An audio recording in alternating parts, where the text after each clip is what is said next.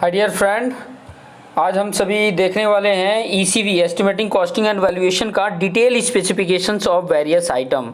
जो ऑलरेडी मैंने इसका पहला जो आई थिंक मेरे ख्याल से 8 नंबर का कि 7 नंबर का लेक्चर था, जिसमें मैंने इसके सारे कंटेंट बताए थे। जिसमें मैंने बताया था कि जब detail specifications of various item का होगा तो उसमें कई सारे आई थिंक मेरे ख्याल से 14 या 15 पॉइंट बताए थे।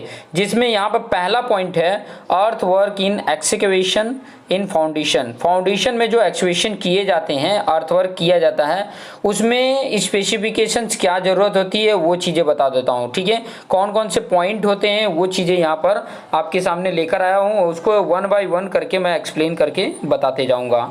जैसे इसमें पहला पॉइंट आ जाता है, इसमें जो पहला पॉइंट है वो आ जाएगा आपका एक्सकेवेशन, कि एक्सकेवेशन किस तरीके से, इसके स्पेसिफिकेशंस क्या होंगे वो चीज़ें मैं यहाँ पर बता देता हूँ। देखो, एक्सकेवेशन जब भी किया जाता है, एक्सकेवेशन जब भी किया जाएगा, एक्सकेवेशन मतलब डिगिंग करना, खुदाई करना। ठीक है, फाउंडेशन के लिए जो खुदाई किया जाता है तो सबसे पहले क्या करोगे इसमें, अगर मैं बात करूं तो सबसे पहले जहां पर भी मुझे फाउंडेशन बनाना है उसका जो सरफेस होगा ना, जैसे कि ग्रास होगा, रूट्स होंगे, ट्रीज होंगे, तो वो सब जितने भी ऑर्गेनिक मैटर होंगे उसको क्या करना पड़ेगा, आपको क्लियर करना पड़ेगा। ठीक है, सबसे पहले जितने भी जैसे कि ग्रास आ जाते हैं, ग्रास होगा, ठीक है, रूट्स ऑफ ट्रीज होगा, एंड अदर ऑर्गेनिक मैटर अगर है तो उसको क्या करना पड़ेगा, क्लियर करना पड़ेगा। उसको सबसे पहले क्लियर करना पड़ेगा। फिर उसके बाद हमने क्या करना है, वहाँ पर जितना हमारा साइज दिया हुआ है उस साइज का मुझे डिगिंग करना है। अकॉर्डिंग टू साइज हमें क्या करना है, डिगिंग करना है। अकॉर्डिंग टू साइज डिग करना है। ठीक है, खुदाई करना है। अकॉर्डिंग टू साइज हमें मतलब उतनी खुदाई करनी है। ये चीज़ों का भी वहाँ पे ध्यान में रखना चाहिए। जो भी ड्राइंग में आपका डायमेंशन दिया है एग्जैक्ट उतना ही आपने क्या करना है, उसकी डिगिंग करनी है। उससे ज़्यादा नहीं करना। उससे ज़्यादा अगर करेगा तो कॉन्ट्रैक्टर को ही लॉस होगा। वो चीज़ें आगे आपको देखने को मिलेगा। तो इसमें पहला पॉइंट है एक्सकेवेशन, मतलब उसकी डिगिंग करना, मतलब खुदाई करना। अर्थ जो है उसमें जो सॉइल है उसको बाहर निकालना, कि ताकि उसमें हम फाउंडेशन मतलब फुटिंग वर्क कर चुकें। ठीक है, कर सकें। ये चीज़ें आपको समझ में आ गई। दूसरा इंपॉर्टेंट पॉइंट है कि अगर मान लीजिए कि एक्सेस इन एक्सकेवेशन हो गया, और मान लीजिए कि ज़्यादा मात्रा में आपने एक्सवेट कर दिया, तो जब ज़्यादा मात्रा में एक्सवेट कर दिए तो ये इंपॉर्टेंट पॉइंट है ध्यान रखने का, कि जो भी ज़्यादा डिगिंग अगर हो गई होगी बाय मिस्टेक, ठीक है, यहाँ पे लिख देता हूँ मैं, एक्सेस डिगिंग इफ डन, अगर डिगिंग हो गई होगी, इफ डन थ्रू मिस्टेक से, गलती से, shall be filled with cement concrete. अब उसको किससे करोगे, सीमेंट कंक्रीट से उसको फिल करोगे। ये चीज़ें ध्यान रखना। ठीक है, सीमेंट कंक्रीट से फिल करेंगे और वो कंक्रीट होगा 1 जैम 4 जैम 8 का वो मटेरियल बनेगा, जिसमें 1 पार्ट सीमेंट का होगा, 4 पार्ट सैंड का और 8 पार्ट एग्रीगेट का, कपची का होगा। ठीक है, एट द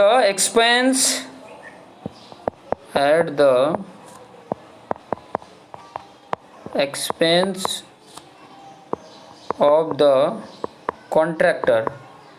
ये कॉन्ट्रैक्टर अपने खर्च से इसको कंक्रीटिंग करेगा। ऐसा नहीं है कि ज़्यादा डिगिंग कर गया तो सॉइल से करके उस लेवल तक ला दो, सॉइल से नहीं करना पड़ेगा। ठीक है, सॉइल करना मतलब वो पहले तो कंपैक्टेड सॉइल था, अब तुमने निकाल दिया है तो लूज सॉइल से करोगे तो नहीं होगा ना। तो उसके लिए आपको क्या करना पड़ेगा, उस पर कंक्रीटिंग करनी पड़ेगी, पीसीसी जिसको बोला जाता है। पीसीसी जितने साइज का कम हुआ है उतने साइज का हमें पीसीसी करनी पड़ेगी। और ये खर्च कौन होगा, खर्च करेगा कॉन्ट्रैक्टर करेगा, क्योंकि उसकी गलती से हुआ है। इसके लिए आगे इसमें पॉइंट लिख सकते हैं, no extra payment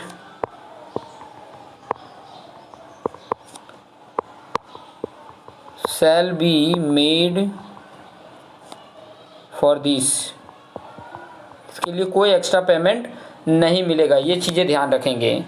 third point है, थर्ड पॉइंट कि अगर मैं बात करूं इसका जो सी है, ठीक है, सी क्या है, वाटर इन फाउंडेशन। अगर मान लो कि फाउंडेशन कर रहे हैं, वाटर इन फाउंडेशन, कि जहाँ पर हमें फाउंडेशन बनाना है, ठीक है, फाउंडेशन क्रिएट करना है, तो वहाँ पर ध्यान रहे कि उसमें वाटर ना हो। वाटर अगर है तो बाय पंप के द्वारा या कैसे भी उसको निकाल लिया जाएगा, उसके लिए भी एक्स्ट्रा कोई पेमेंट के बिना ये सब वर्क करना पड़ेगा, उसके लिए कोई एक्स्ट्रा पेमेंट नहीं मिलेगा। तो ये चीज़ें भी ध्यान में रखेंगे, ठीक है।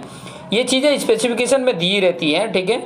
कई बार क्या होता है, कंडीशन ये भी रहता है कि अगर मटेरियल्स, जो भी मटेरियल्स है वो प्रोवाइड अगर ओनर कर रहा है और आपको सिर्फ वर्क करना है, वर्क प्रॉपर करना है, तो वहाँ पर क्या होता है, जैसे ये प्रीवियस वाला पॉइंट देखे आपने, तो प्रीवियस वाले पॉइंट में एक्स्ट्रा अपना कॉन्ट्रैक्टर पेमेंट करता था, जो भी मटेरियल यूज़ करता था तो अपने खुद से करता था।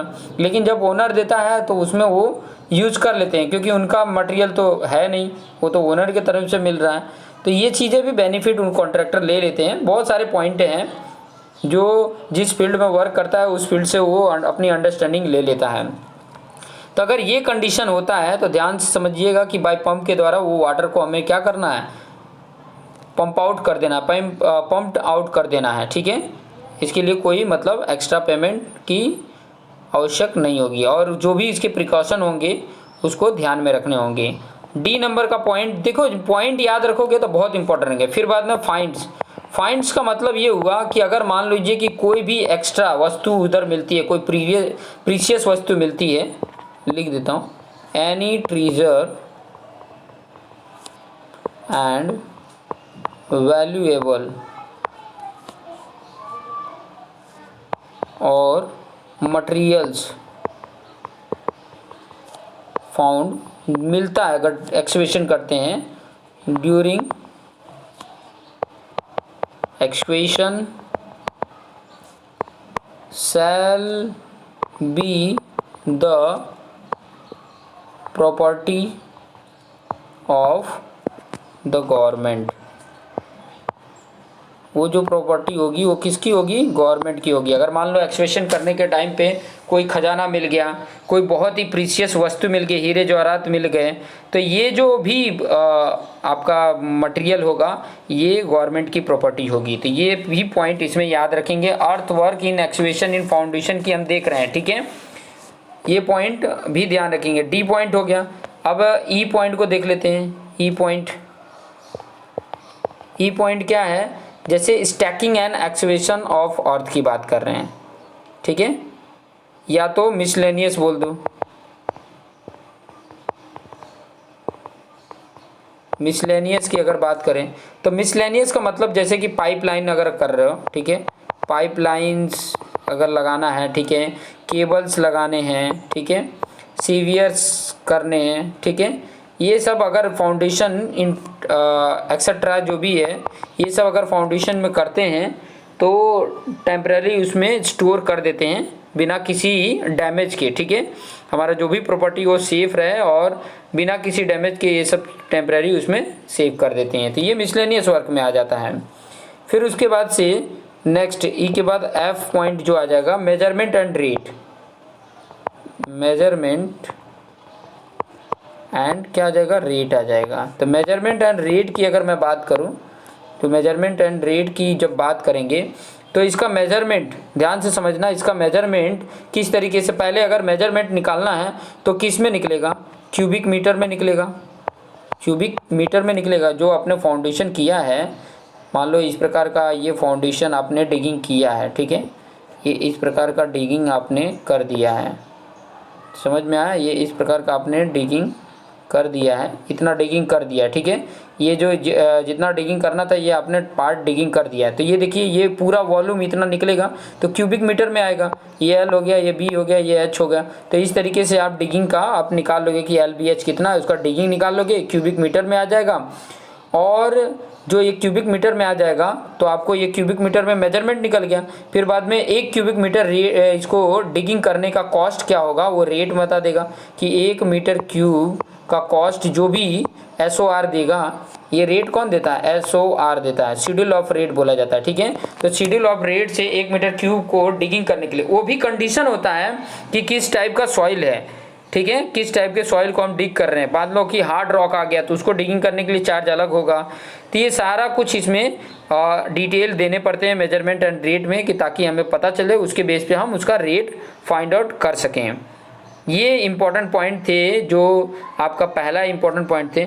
और रेट जो भी होगा, rate shall be for completed work for 30 metre lead and 1.5 metre lift including all tools and plants required for the completion of the work. For every extra lead of 30 meter and every extra lift of 1.5 meter separate extra rate is provided.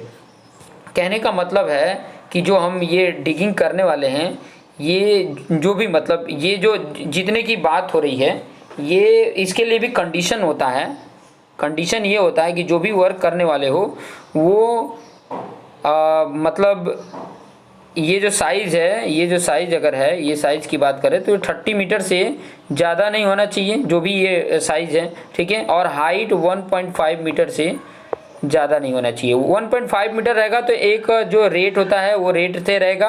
बाकी अगर height जो है 1.5 metre से ज़्यादा हो जाता है, अगर हाइट उसकी डिगिंग जो है 1.5 मीटर से ज़्यादा अगर डिगिंग कर रहे हैं तो उसका एक्स्ट्रा रेट उसका लगेगा, एक्स्ट्रा रेट लगता है, ठीक है, एक्स्ट्रा रेट लगता है। 1.5 मीटर तक रहेगा तो वही सेम रेट से आप मतलब निकाल लोगे, लेकिन ज़्यादा अगर डिगिंग कहीं करने पड़े, कहीं ऐसी जगह पे है, तो उसके रेट अलग होते हैं।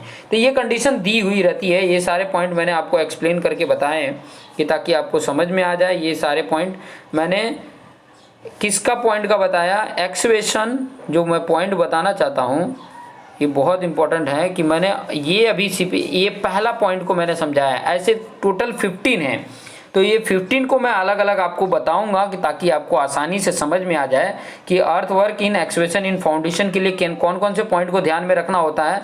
तो आपको ध्यान में रखने वाले जो पॉइंट है, पहला एक्सवेशन, कि एक्सवेशन कर रहे हो तो कैसे करोगे, ठीक है।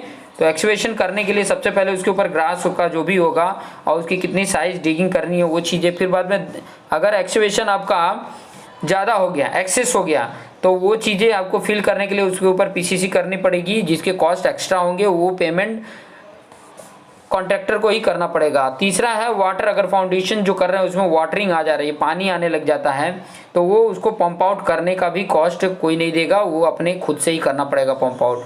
उसके बाद से नेक्स्ट जो है, नेक्स्ट की अगर जो मैं बात कर रहा था, नेक्स्ट है फाइंड्स। फाइंड्स मतलब अगर कोई वस्तु मिल जाती है, कोई वैल्यूएबल वस्तु मिल जाती है, तो ये ध्यान रखेंगे कि वो गवर्नमेंट की प्रॉपर्टी होगी।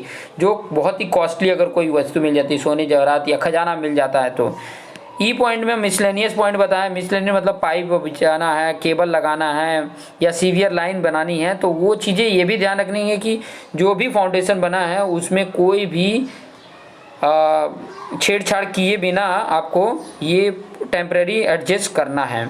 और फिर बाद में लास्ट वाला था उसका मेजरमेंट और उसका रेट फाइंड आउट करना। तो वो रेट मेजरमेंट मतलब उसकी क्वांटिटी एस्टिमेट करना और फिर बाद में उसके बेस पे उसका रेट फाइंड आउट करना। ये कंडीशंस भी दी गई रहेगी और उसके लिए सिचुएशंस भी दिया रहेगा कि उसकी जो हाइट है वो 1.5 मीटर तक से कम रहेगा तो उसका रेट ये रहेगा, उससे भी ज़्यादा अगर डिगिंग करनी हो तो उसके रेट अलग होते हैं।